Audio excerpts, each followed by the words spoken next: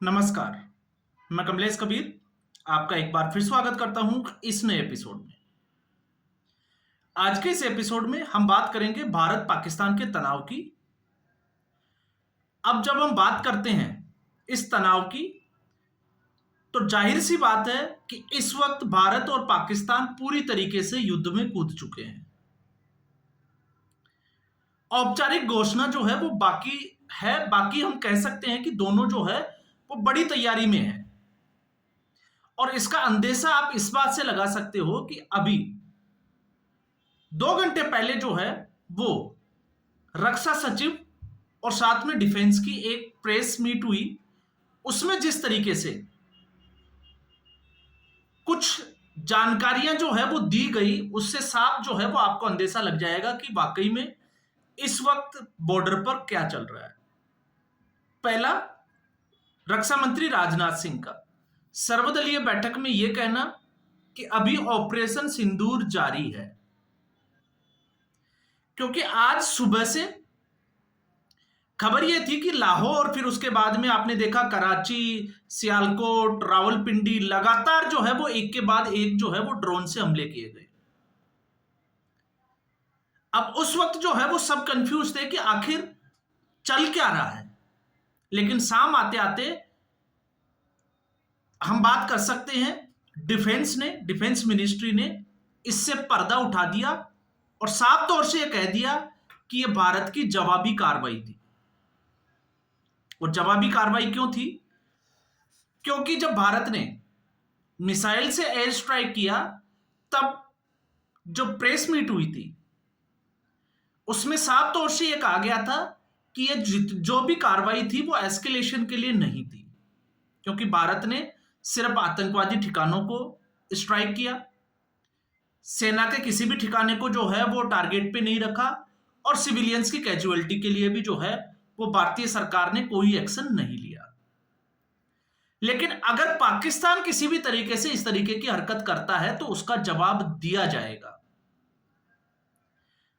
अब सबको उम्मीद थी कि पाकिस्तान जो है वो कुछ ना कुछ हरकत जरूर करेगा। तो खबर यह आई और रक्षा मंत्रालय ने इसकी पुष्टि भी कर दी है कि लगभग 15 शहरों को, जहां पर सैन्य ठिकानों को पाकिस्तान की सेना के द्वारा रात को टारगेट किया गया, मिसाइलें छोड़ी गई। और उन सभी मिसाइलों को भारत का जो सिक्योरिटी जो सिस्टम है, डिफेंस सिस्टम S-400, उसने हवा में ही मार गिराया। इसलिए भारत में कहीं भी कोई कैजुअलिटी की खबर नहीं आई। लेकिन यह साफ तौर से साबित हो गया कि पाकिस्तान ने भी इस तरीके की हरकत करने की कोशिश की, और उसकी जवाबी कार्रवाई यह थी कि भारत ने सुबह लाहौर में धमाके किए, कराची में किए, और आपको पता हो तो खबर यह है कि लाहौर के जो एयर डिफेंस का जो सिस्टम है उसको पूरी तरीके से भारत ने खत्म कर दिया, नष्ट कर दिया। अब आज की रात जब हम ये बात कर रहे हैं इस वक्त, तो आज की रात लाहौर के लिए, लाहौर के लोगों के लिए बड़ी मुश्किल से जाने वाली है। क्योंकि अगर पाकिस्तान किसी भी तरीके से, क्योंकि अब भारत जो है वो सीधे तौर से उस स्ट्रेटेजी पे है कि जैसा पाकिस्तान करने की कोशिश करेगा, भारत उसका जवाब ठीक उसी तरीके से देगा। क्योंकि शाम होते होते यह भी खबर आई कि आज जहां पर PSL का मैच होने वाला था रावलपिंडी का, उस स्टेडियम को भारत ने ड्रोन टारगेट से उड़ा दिया, वहां पर हमला कर दिया। क्यों किया गया? क्योंकि भारत की तरफ जो हमला किया गया था वहां वो रावलपिंडी के उस स्टेडियम से ही ड्रोन उड़ाए गए थे। इसके अलावा बड़ी खबर यह है कि कांधार, जो आपको पता होगा, विमान का जो अपहरण किया गया था नेपाल, वाया नेपाल जो है वो कांधार ले जाया गया था, उसमें राउप जो अजहर था, मास्टरमाइंड उसको भी मार गिरा दिया, जिसकी तलाश में अमेरिका भी था, लेकिन भारत ने उसका काम तमाम कर दिया। तो जब हम बात करते हैं वॉर की, तो कल से जो है वो ये देखा जा रहा था कि भारत और पाकिस्तान क्या वॉर में जाएगा। मैं कहता हूं कि भारत और पाकिस्तान जो है वो युद्ध में जा चुके हैं। ऐसी स्थिति में अमेरिका ने भी अपनी जो है वो एडवाइजरी जारी कर दी है कि अमेरिकी नागरिक लाहौर छोड़ दे। लेकिन अब बड़ी समस्या यह है कि अमेरिका ने ये एडवाइजरी जारी तो की है, लेकिन अमेरिकी नागरिक लाहौर छोड़ेंगे कैसे, क्योंकि एयरपोर्ट तो बिल्कुल बंद है। तो समस्याएं जो है वो पाकिस्तान की बड़ी बढ़ने वाली है, और उससे भी बड़ी जिसकी हम बात कर रहे हैं, भारत ने शाम के समय जो डैम जो बंद किए थे, पानी जो रोका था पाकिस्तान का चिनाब नदी का, बगलिहार डैम, उसके दरवाजे, 2 दरवाजे खोल दिए हैं, और पाकिस्तान को इसकी कोई सूचना नहीं दी है कि कितना पानी छोड़ा गया है। तो अब खबर यह भी आएगी सुबह आते आते कि पाकिस्तान के पंजाब प्रांत में जिस हिस्से से ये जो है वो नदी जाती है, उस हिस्से में बाढ़ आ चुकी है। तो भारत इस वक्त जो है वो पूरे फुल ऑन, जिसको हम कहते हैं कि मूड में है पाकिस्तान के लिए, कि पाकिस्तान जिस तरीके की हरकत करेगा, भारत उसका उसी की भाषा में जवाब देगा। और इसीलिए हम कह सकते हैं कि ऑपरेशन सिंदूर जारी है, और इसका भुगतान जो है वो पाकिस्तान को करना पड़ेगा। अब ये तो हम नहीं कह सकते कि पाकिस्तान को कब समझ आएगा कि पाकिस्तान जो कर रहा है वो गलत कर रहा है। क्यों गलत कर रहा है? क्योंकि यहां पर प्रधानमंत्री 2013 के बाद से प्रधानमंत्री नरेंद्र मोदी है, और नरेंद्र मोदी को जब भारत का विपक्ष अब तक नहीं समझ पाया, जिसके साथ विपक्ष ने नरेंद्र मोदी के साथ में राजनीति की है, वो अभी तक नहीं समझ पाया, तो पाकिस्तान की मुझे लगता है कि ना औकात है ना हैसियत है नरेंद्र मोदी को समझने की। और नरेंद्र मोदी को अगर समझना था तो पाकिस्तान मुझे लगता है कि इस पहलगाम अटैक से पहले ही समझ चुका होता। जब उरी में अटैक किया गया सेना पे, और उसके बाद में पुलवामा जो अटैक हुआ और उसका बदला लिया गया, लेकिन पाकिस्तान फिर भी उससे बाज नहीं आया। और जब बाज नहीं आया तो आज आपने देखा कि पाकिस्तान की हालत क्या है। और इससे भी बड़ी कि आज पाकिस्तान, भारत ने जो है वो सोच समझकर, जिस तरीके से रात को पाकिस्तान ने शहरों को जो है वो अटैक करने की कोशिश की भारत के, ठीक उसी स्ट्रेटेजी पे काम करते हुए पाकिस्तान के शहर आइडेंटिफाई किए कि किस किस शहर को टारगेट करना है, ताकि पाकिस्तान को पता चले कि सिविलियंस को टारगेट करने का परिणाम क्या होता है। अब पाकिस्तान सोचने पर मजबूर है कि पाकिस्तान को आगे क्या करना है। और जब मैं ऐसा कह रहा हूं तो ऐसा मैं इसलिए कह रहा हूं क्योंकि उनके सेना से एक रिटायर्ड मेजर जनरल जो सांसद भी है, उसने संसद में रोते हुए कहा कि अब जो है वो पाकिस्तान को खुदा ही बचा सकता है, वो रहम करे, पाकिस्तान को इससे बचाएं। तो आप समझ सकते हैं।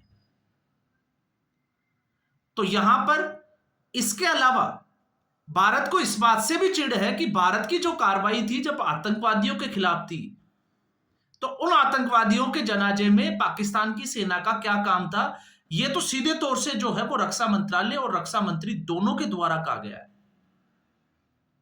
तो पाकिस्तान जिस रास्ते पर है, मुझे लगता है कि उसका इलाज यही है। और अगर पाकिस्तान नहीं रुका तो आप मान के चलिए कि पाकिस्तान बहुत ज्यादा टिकने वाला है भी नहीं। और उसका आपने, जिसको कहते हैं कि वानगी, आपने देख ली कि पाकिस्तान चला था भारत पर हमला करने, और भारत ने पाकिस्तान के एयर डिफेंस सिस्टम को ही खत्म कर दिया। एक और इसमें बड़ी बात कि पाकिस्तान ने जो हमला किया वो रात को किया, और भारत ने तो दिन में जो है वो पाकिस्तान में बम गिराए। तो आप सोच के देखिए, लाहौर, कराची, रावलपिंडी, सियालकोट, वहां पर लोगों की क्या हालत होगी। पूरे जो है वो भगदड़ मची हुई है। और इससे भी बड़ी बात यह है कि पाकिस्तान को जवाबी कार्रवाई में जवाब देना इसलिए भी जरूरी हो जाता है कि कल जिस तरीके से धर्म पूछकर टारगेट किया था हिंदुओं को, ठीक उसी तरीके से पुंछ सेक्टर में एक गुरुद्वारे को टारगेट किया सिख धर्म के। तो आप समझ सकते हैं यह एक बड़ा मसला था। लगभग जो है वो 16 लोगों की बात जान जा चुकी है, और पाकिस्तान की तरफ से भारी, जिसको हम कहें कि गोलाबारी वहां पर चल रही है, और भारतीय सेना मुंह तोड़ जवाब दे रही है। तो भारतीय सेना ने पूरा जो है वो अपना मन बना लिया है। प्रधानमंत्री आप जानते ही हो, क्योंकि प्रधानमंत्री को इस मामले में जो है वो समझना आसान है कि प्रधानमंत्री नरेंद्र मोदी जैसा व्यक्ति, उसकी जैसी भाषा, उसी भाषा में जवाब देना परफेक्टली जानते हैं।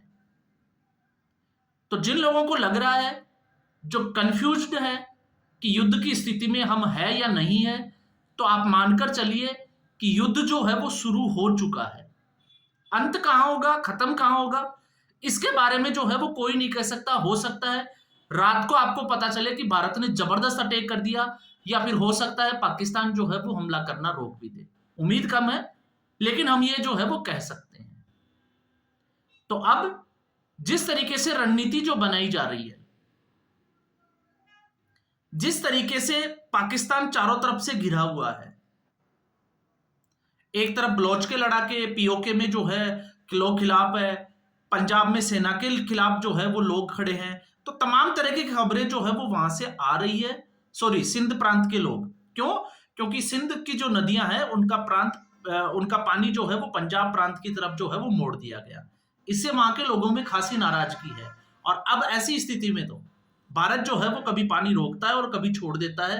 तो आप सोच के देखिए आवाम का दबाव पाकिस्तान सरकार के ऊपर कितना होगा, जबकि भारत में अभी सारी चीजें जो है वो रिलैक्स मोड पे हैं, आराम से चल रही है। हम खबरें देख रहे हैं जो भी हो रहा है, लेकिन कहीं भी कोई पैनिक होने वाली खबर आ रही है तो मुझे नहीं लगता कि ऐसी कोई खबर जो है वो अब तक आई है। तो आज के एपिसोड में बस इतना ही।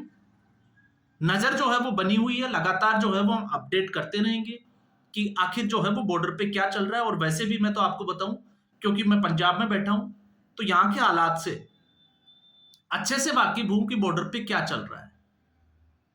तो इस एपिसोड में बस इतना ही। फिर एक नए वीडियो के साथ हाजिर होंगे, तब तक के लिए धन्यवाद।